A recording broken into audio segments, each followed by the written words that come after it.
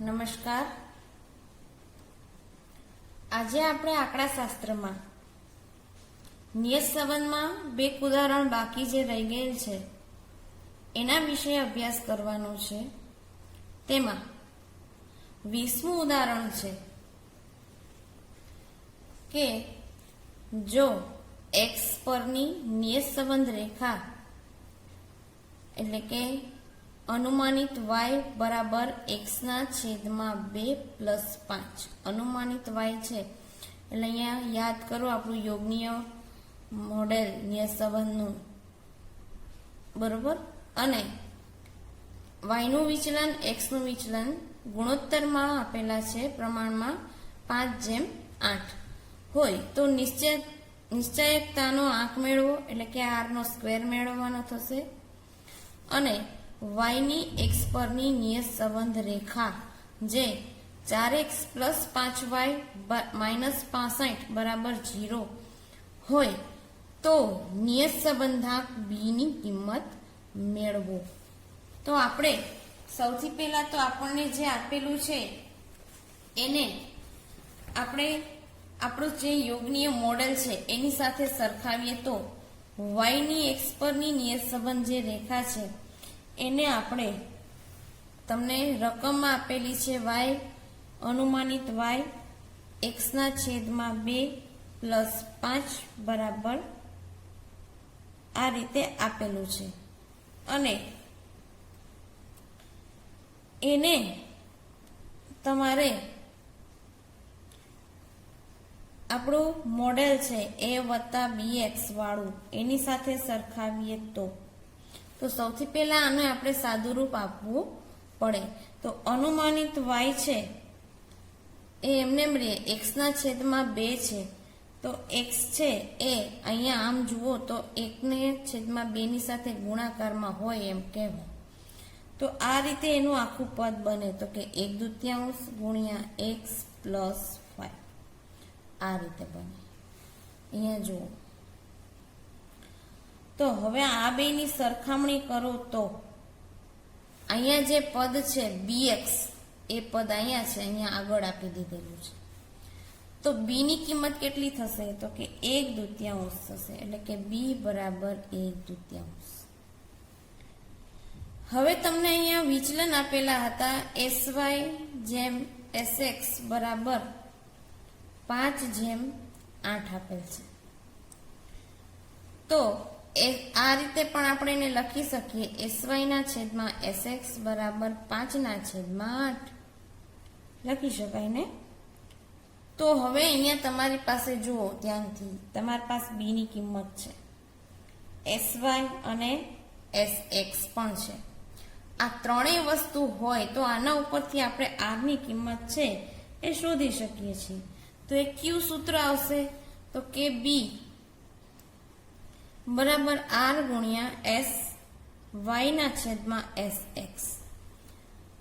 આ સૂત્ર છે એ આપણને સૂત્રોની યાદીમાં આપેલું છે. તો અહીંયા તમારી પાસે b ની કિંમત છે કેટલી છે તો કે 1/2.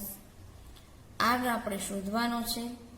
sy આપેલા છે આપણને 5 અને sx છે 8. હવે આનું સાદું રૂપ આપીએ તો r શોધવાનો છે તો એને બરાબરની પેલી બાજુ લઈ જઈએ અને 1/2 ને આપણે આ બાજુ લઈ આવીએ. અથવા તો r અહીંયા જે શોધવાનું છે એ એમને રાખતા 5/8 છે એને સામેની બાજુ લઈ જઈએ. તો r બરાબર 1/2 ગુણ્યા 8/5 એટલે 8 × 8 5 દૂને 10. તો r નો જવાબ આવશે 8/10. તેથી r બરાબર 0.8. r ની કિંમત મળી ગઈ. હવે તમને રકમમાં શું કીધું છે નિશ્ચયતાનો આંક શોધવાનો.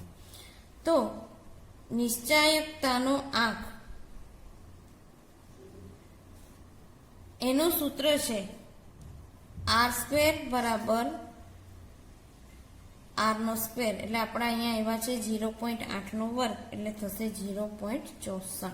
આ આવશે તમારો જવાબ. પણ હજી તમને કીધું છે બીજામાં એટલે કે બીજી રકમ કે એમાં શું કીધું છે તો કે અનુમાન જો y ની x પરની નિયત સંબંધ રેખા 4x વત્તા 5y ઓછા 65 બરાબર 0 હોય તો b ની કિંમત શોધો. તો હવે આપણે આને અત્યાર સુધી આવું -65 બરાબર 0, તો આપણે અત્યાર સુધી જે જોતા આવ્યા છીએ એ શૈલીમાં એટલે કે એ સામાન્ય સ્વરૂપમાં આપણે એને ફેરવી નાખવું પડે. તો 4x વત્તા 5y -65 છે એ બરાબરની પેલી બાજુ જાય તો +65 થઈ જશે. ત્યારબાદ આપણે હવે y છે એને અહીંયા 5y ને એક બાજુ લઈ લઈએ, 65 - 4x લખી લઈએ. ત્યાર પછી y 65 - 4x 5 અહીંયા ગુણાકારમાં છે એને આપણે ભાગાકારમાં લઈ લઈએ. હવે બંનેના છેદમાં 5 એટલે કે અલગ અલગ છેદ મૂકીએ તો 65 ના છેદમાં 5 માઇનસ 4x ના છેદમાં 5 આ રીતે આવે. તો અહીંયા છેદ ઉડાડતા શું બનશે તો કે 13 × 5 = 65 થાય એટલે કે 13. હવે 4/5 કરો એટલે આવશે 0.8x. હવે આ જે કિંમત છે એ આપણે b ની એટલે કે અનુમાનિત y અહીંયા આપણને સૂત્ર અત્યાર સુધી આપણે લખતા આવ્યા છીએ a + bx સાથે સરખાવતા.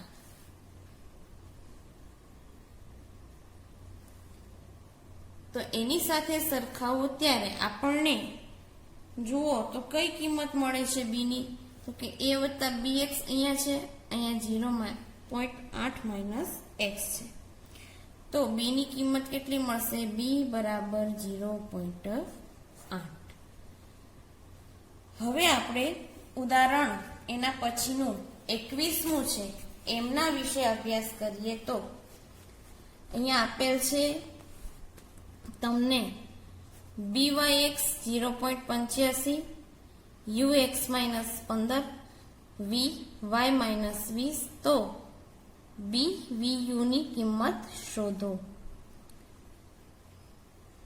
આવા જ્યારે દાખલા આવે ત્યારે આપણે નિયત સંબંધાંકના ગુણધર્મો ઉપરથી આ દાખલા ગણવાના થાય. તો સૌથી પહેલું આપણે જોઈએ, ત્યાર પછી એક એક જોતા જઈએ. એમાં જે ના આવડે ત્યાં તમે મને ફરીથી ગણો ત્યારે પાછું પૂછી લેજો.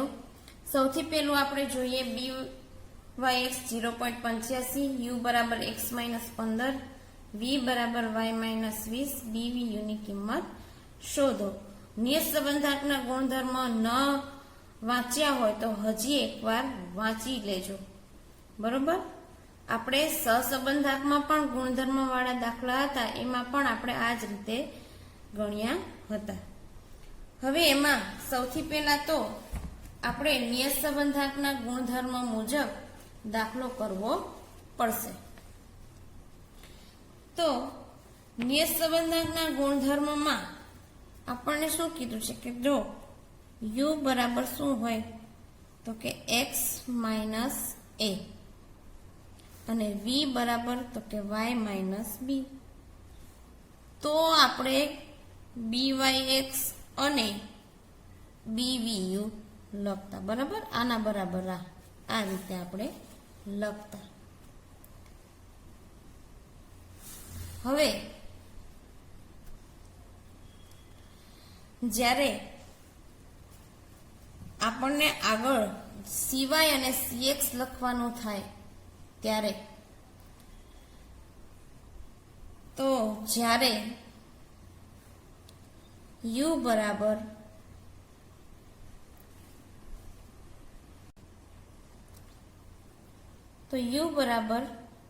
આપણે જોઈએ તો x - a છેદમાં cx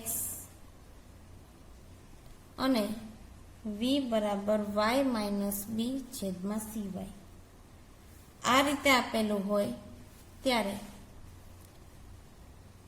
બી વાય એક્સ બરાબર બી વી યુ ઇન્ટુ સી વાયના છેદમાં સી એક્સ, આ રીતે આપણે ગુણધર્મ પ્રમાણે લખીએ છીએ.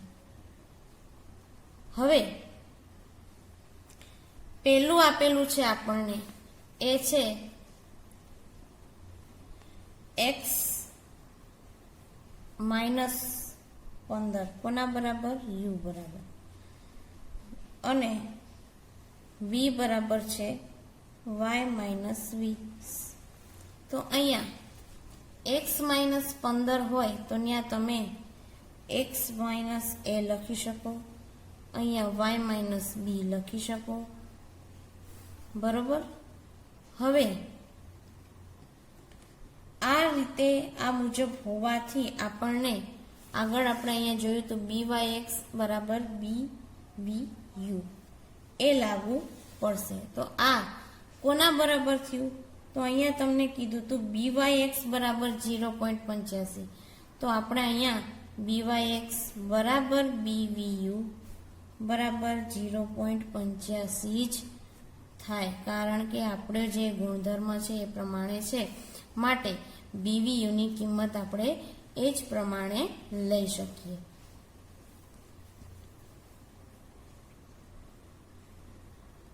હવે અહીંયા જુઓ તો બીજું આપેલું છે એક્સ માઇનસ 5/3 અને વી બરાબર Y minus 8/5. B Y x 0.9 આ આપેલું છે આપણે જે બીજો ગુણધર્મ સમજ્યા સી એક્સ અને સી વાય એના છેદમાં, એટલે કે બી વાય એક્સ બરાબર 0.9 છે કે નહીં એની બીવી યુની કિંમત શોધવાની છે. તો બીજું આપણે જોઈએ તો યુ બરાબર એક્સ માઇનસ 5/3, એટલે કે એક્સ માઇનસ એના છેદમાં સી એક્સ, આના બરાબર થઈ શકે. વી જુઓ તો વાય માઇનસ 8/5, તો વાય માઇનસ બીના છેદમાં સી વાય હોવાથી, આ પ્રમાણે હોવાથી આપણું સૂત્ર છે બી વાય એક્સ બરાબર બી વી યુ ઇન્ટુ સી વાયના છેદમાં સી એક્સ. હવે આપણે સૂત્ર પ્રમાણે જોઈએ તો આપણની પાસે બી વી યુ એટલે કે બી વાય એક્સ આપી દીધેલા હતા 0.9. તો અહીંયા કિંમત મૂકતા 0.9 ગુણ્યા 3/5. તો સાદું રૂપ એટલે કે ગણતરી કરતા આવશે જવાબ 0.54. આ રીતે ગણતરી કરવાની થશે. હવે ત્યારબાદ આપણે જોઈએ ત્રીજું, જે આપેલું છે યુ બરાબર 10 એક્સ માઇનસ 4.5 કૌંસમાં છે વી બરાબર વાય માઇનસ 50/10. અહીંયા થોડું અલગ આપેલું છે. અત્યાર સુધી એક્સ માઇનસ 4.5 ની આગળ આ રીતે કિંમત આપેલી હોતી નહોતી. તો હવે આ કિંમત આપેલી હોય ત્યારે આપણે બીવીયુ ની કિંમત કેમ શોધીએ તે જોઈએ. તો એમાં યુ બરાબર 10 એક્સ માઇનસ 4.5 છેદમાં આ રીતે લખવાનું થશે, કારણ કે આ 10 છે એ છેદમાં આવી જશે. શું કામે? કારણ કે આપણે આ રીતે લખીએ છીએ એક્સ માઇનસ એ ના છેદમાં સી એક્સ. તો કઈ રીતે લખાશે? તો કે એક્સ માઇનસ 4.5 છેદમાં આ 10 છે એ ગુણાકારમાં છે, નીચે ભાગાકારમાં છે, એટલે આપણે એને 1/10 લખવું પડે. એ જ રીતે હવે વાય નું જોઈએ, એટલે કે વી વાય માઇનસ 50/10. તો એ તો આના જેમ જ છે, વાય માઇનસ બીના છેદમાં સી વાય. હવે આપણે સૂત્ર મુજબ ગણતરી કરીએ તો બી વાય એક્સ બરાબર બી વી યુ ઇન્ટુ સી વાયના છેદમાં સી એક્સ. તો જોઈએ તો આગળ ગણતરીમાં આપણને બી વાય એક્સ ની કિંમત આપી દીધેલ છે 0.25. 0.25 હવે સી વાયની કિંમત એટલે આપણની પાસે અહીંયા તમે જુઓ તો સી એક્સ આપેલા છે અને એ છે 1/10 માટે આપણે અહીંયા એનું પદ ફેરવવું પડશે એટલે કે BVU બરાબર BYX ઇન્ટુ CX ના છેદમાં CY લેવું પડે તો બરાબર 0.25 ગુણ્યા 1/10 છેદમાં 10 બરાબર 0.25 10 અહીંયા 1/10 આપેલા છે એને આપણે છેદમાં લઈ લઈએ એટલે 1/100 થઈ જશે અને 0.25 ભાગ્યા 100 કરતા જવાબ આવશે 0.0025. ત્યારબાદ આપણે ચોથું જોઈએ તો એ આપેલું છે કે જો u બરાબર 5x - 40 v બરાબર 2 y - 18 byx 1.6 આપેલા છે. અહીંયા ઉપર ખાલી એક x માં જ હતું, અહીંયા v માં પણ આપેલું છે. તો હવે તેની ગણતરી કઈ રીતે કરવી તે આપણે જોઈએ. તો ચોથા ઉદાહરણમાં આપણને u ની કિંમત આપેલી છે u બરાબર 5x - 40 આ રીતે આપેલા છે. એને આપણે ફેરવવા હોય તો x - a ના છેદમાં cx પ્રમાણે લખવા પડે. તો એ રીતે લખતા કઈ રીતે લખાશે તો કે x - 40 5 અહીંયા અંશમાં છે, છેદમાં આવે તો 1/5 જેમ આગળ ગણ્યું હતું એ જ રીતે અહીંયા ગણતરી કરવાની થાય. હવે v ની જુઓ તો 2y - 18 બરાબર y - b ના છેદમાં cy. આ પ્રમાણે હોય છે કે નહીં તો જોઈએ. તો y - b એટલે 18 અને 2 અહીંયા અંશમાં છે એટલે 1/2. તો જે રીતે આગળ હવે સૂત્ર લખ્યું તો એ જ પ્રમાણે લખીએ કે byx બરાબર bvu ઇન્ટુ cx ના છેદમાં cy. તેથી bvu બરાબર byx બરાબર cx ના છેદમાં cy. અહીંયા ખાસ ધ્યાન રાખવાનું, અહીંયા ઇન્ટુ આવશે કે જ્યારે BVU હોય તો CY ના છેદમાં CX હોય. આપણને BYX આપેલો છે માટે એ અહીંયા ફેરવવું પડે એટલે કે BVU બરાબર BYX ત્યારે છેદનો અંશ થઈ જાય, અંશનો છેદ થઈ જાય એટલે કે CX ના છેદમાં CY. આગળના દાખલામાં પણ આ જ રીતે કરવાનું છે. જો હું ભૂલી ગઈ હોઉં તો તમે એ દાખલામાં વ્યવસ્થિત કરી લેજો. આપણે જોઈ લઈએ કે એ રીતે ગણેલું છે કે નહીં. તો અહીંયા પણ એ જ રીતે કરેલું હતું. થોડી રકમ જોવામાં મારી ભૂલ હતી કે BVU છે ત્યાં આપણને BYX ની જ કિંમત આપેલ એટલે આપણે CX ના છેદમાં CY કરેલ છે. હવે આગળ આ દાખલામાં જોઈએ તો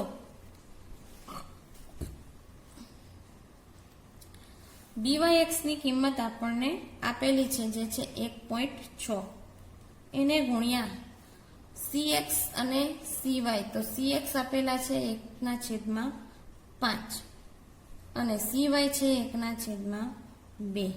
તો બરાબર અંશ અને છેદ ગુણાકારમાં આપણે અંશનો ફેરવતા 2 છે એ અંશમાં જશે, 5 નીચે આવશે બરાબર 0.64. આ રીતે દાખલા ગણવાના થાય. આવું જ્યારે અંશનો અંશ આપેલ હોય બરોબર અને છેદનો છેદ પણ આપેલ હોય ત્યારે સાદું રૂપ આપતા જે નીચેનો છેદ છે અંશ બને, ઉપરનો છેદ છે એ અંશનો જે છેદ છે એ નીચે જશે. અહીંયા આપણે નિયત સંબંધના મોટા ભાગના દાખલા છે એ પૂરા કરી અને ત્રીજું પ્રકરણ પૂરું કરીએ છીએ. કોઈને પણ પ્રશ્ન હોય તો મને પૂછવો. બીજું કે આ 1 થી 3 પ્રકરણના તમામ સૂત્રો પાકા કરવાના છે, દાખલાની પ્રેક્ટિસ કરવાની છે. અત્યારે ઘરે આ બધા વિષયનું અમે સ્કૂલે ના આવતા હોવાથી દરેક વિષયનું વ્યવસ્થિત હોમવર્ક કરવું જરૂરી છે.